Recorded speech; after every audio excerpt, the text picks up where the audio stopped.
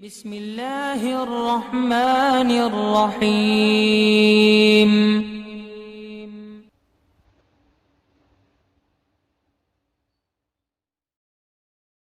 وعلیکم السلام۔ ان کا سوال ہے صلح کلیت کیا ہے؟ صلح کلیوں پر شریعت کا کیا حکم ہے؟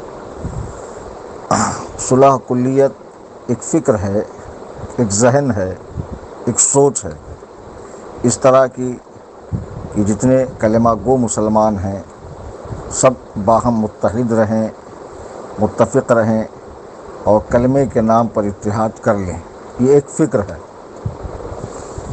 تو اب اس فکر کے لوگ دیوبندیوں میں بھی پائے جاتے ہیں۔ بعض بہت سخت قسم کے دیوبندی ہیں کہ جو اپنے سوا سب کو کافر و مشرک سمجھتے ہیں، لیکن بعض ان میں ایسے ہیں کہ جو سارے کلمہ گو مسلمانوں کو ایک کرنا چاہتے ہیں۔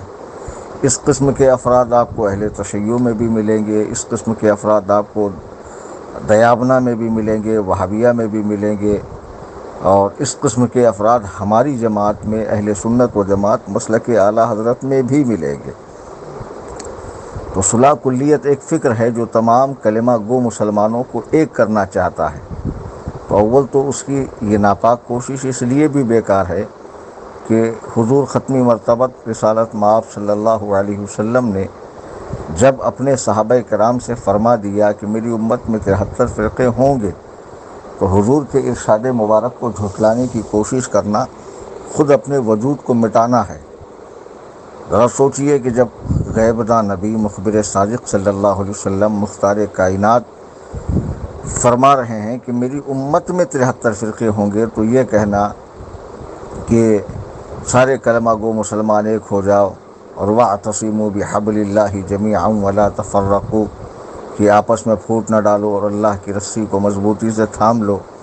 اگرچہ باطل فرقے کے لوگ اولیاء اللہ کی شان میں گستاخیاں کرتے ہیں، انبیاء علیہم السلام کو گالیاں دیتے ہیں، نبی کریم صلی اللہ علیہ وسلم کی سرکار میں مغلظات بکتے ہیں، تو یہ سارا کچھ بھول کر، ان کی بکواس کو بھول کر، حضرات صحابہ پر ان کے تبرہ کو، سب و شتم کو بھول کر کس طرح کا اتحاد کیا جا سکتا ہے؟ اتحاد اہل سنت و جماعت سے بڑھ کر اتحاد کا کوئی بھی خواہش مند نہیں ہے۔ ہم تو چاہتے ہیں کہ سب متحد ہو جائیں، لیکن قرآن و سنت کے آئین پر اور اسی سچے مذہب پر جو حضرات صحابہ سے لے کے آج تک چلا آ رہا ہو۔ آپ اپنی گستاخیوں سے توبہ کیجئے۔ اہل سنت و جماعت آج بھی آپ سے گلے ملنے کو تیار ہے۔ یہ کوئی خاندانی جھگڑا، کھیت کھلیان کا جھگڑا، زمین جائیداد کا جھگڑا، دکان مکان کا جھگڑا نہیں ہے میرے بھائی۔ یہ تو مسئلہ یہ ہے کہ جن لوگوں سے ہمارا اختلاف ہے، یا تو وہ بارگاہ خدا کے گستاخ ہیں، یا بارگاہ رسالت کے، یا بارگاہ صحابہ کے، یا تو وہ اہل سنت و جماعت کی ضروریات کے منکر ہیں، یا ضروریات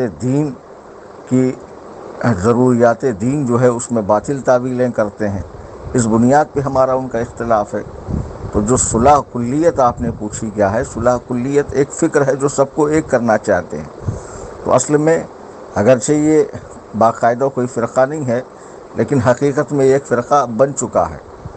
یہی اس کا نام صلح کلیت، کہ سب میں صلح چاہنے والے۔ جب نبی فرما رہے ہیں کہ میری امت میں اختلاف ہوگا، تفرقہ بازی ہوگی، 72 فرقوں کو جہنمی ہونے کے حوالے سے ارشاد فرمایا اور ایک کا جنتی ہونا ارشاد فرمایا، تو تم کون ہوتے ہو جو سب کو ملا کر ایک کرو؟ گڑ گوبر ایک، حلوہ گوبر ایک، پیشاب پانی ایک۔ تو اس قسم کی جو ناپاک جرات و حماقت ہے، یہ کرنے سے پہلے سوچنا چاہیے کہ میں کس کے ارشاد کو جھٹلا رہا ہوں۔ اور ہم دیکھ رہے ہیں ماتھے کی آنکھوں سے کہ باقاعدہ مسلمانوں میں فرقہ بندیاں ہو چکی ہیں۔ جی ہاں، روزانہ نئے نئے فرقے اور نئے نئے خیال کے لوگ پیدا ہوتے جا رہے ہیں۔ تو تم چاہتے ہو کہ سب ایک ہو جائیں، لیکن جب اللہ کے حبیب علیہ السلام نے ارشاد فرما دیا تو سرکار کے ارشاد کو جھٹلانے کی ناپاک کوشش نہ کیجیے، بلکہ خاموشی کے ساتھ اہل سنت و جماعت کے سچے مذہب کے ساتھ وابستہ رہیے۔ بہرحال صلح کلیت یہ ہے۔ اب صلح کلی میں دو طرح کے لوگ ہوئے۔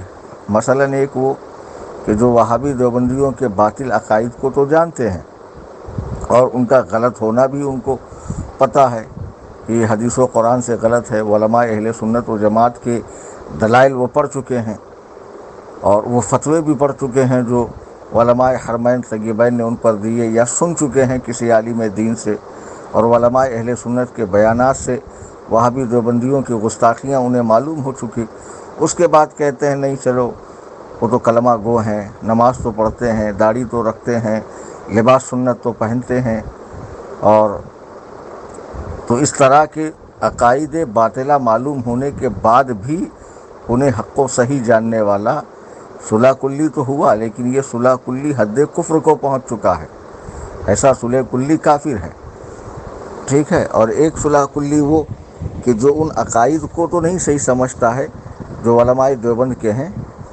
ان عقائد کو تو غلط سمجھتا ہے، لیکن اس کے باوجود یہ کہتا ہے کہ حالات حاضرہ کے حساب سے ان سے اتحاد کر لینا چاہیے اور ان سے میل جول رکھنا چاہیے تاکہ ہماری میجورٹی معلوم ہو، کفاروں پر ہمارا رعب و دبدبہ ہو، اور اسی طرح ان کے پیچھے نمازیں وغیرہ پڑھتا ہے۔ اب ان عقائد کو وہ صحیح نہیں سمجھتا، لیکن بہرحال حالات حاضرہ کے پیش نظر وہ وہابی دیوبندیوں سے اتحاد رکھتا ہے اور ان کے پیچھے نماز پڑھ لیتا، یہ شخص بھی گمراہ ہے، سمجھے، یہ شخص بھی بد مذہب ہے۔ تو بہرحال ان دونوں طرح کے صلح کلیوں سے تمام سنیوں کو دور رہنا چاہیے، ان کا قطع تعلق کرنا چاہیے، اور اس قسم کی جو سوچ ہے اس کے دروازے کو ہی بند کر دیا جائے۔ اور ایک ہی بات یاد رکھیں کہ پوری دنیا بھی اگر اللہ کی توحید کا اور حضور علیہ السلام کی نبوت و رسالت کا انکار کر دے، جھٹلا دے، نہ مانے، اور ایک ہی شخص اگر اس سچے مذہب پر قائم رہے، وہی پوری جماعت حقہ ہے، وہی فرقہ ناجیہ ہے، اور وہی امت کا سواد اعظم ہے۔ کوانٹٹی اور میجورٹی سے کچھ نہیں ہوتا ہے، حق گو ہونا چاہیے، حق کے راستے پر قائم ہونا چاہیے، تعداد سے کچھ نہیں ہوتا ہے۔ تو بہرحال یہی ہے صلح کلیت کہ سب ایک ہیں، سب کو ایک ہونا چاہیے، فرقہ بندیاں نہیں ہونی چاہیے۔ تو بہرحال صلح کلیت ایک خطرناک مرض ہے، ہر سنی مسلمان کو چاہیے کہ وہ سختی سے اہل سنت کے مذہب پر قائم رہے اور صلح کلیوں سے، بے دینوں سے، بد مذہبوں سے، گمراہوں سے، کفار و مرتدین سے اپنے آپ